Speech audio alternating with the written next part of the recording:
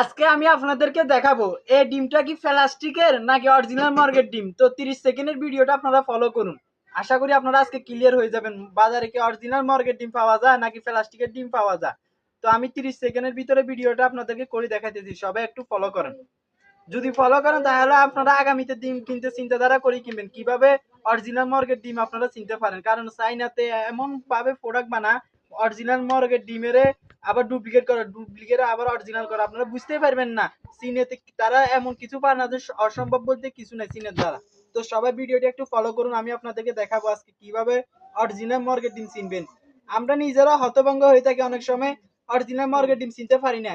কি মুরগির ডিম কিনতেছি নাকি কচ্ছপের ডিম কিনতেছি, হাঁসের ডিম নামে মুরগির ডিম না কচ্ছপের ডিম কিনতে পারতেছি না, এটা আমরা বুঝিও না অনেক সময়। তো আমি আপনাদেরকে দেখাবো এটা কি আসলে অরিজিনাল মুরগির ডিম নাকি কচ্ছপের ডিম নাকি হাঁসের ডিম। সান এটা দেখছেন নি?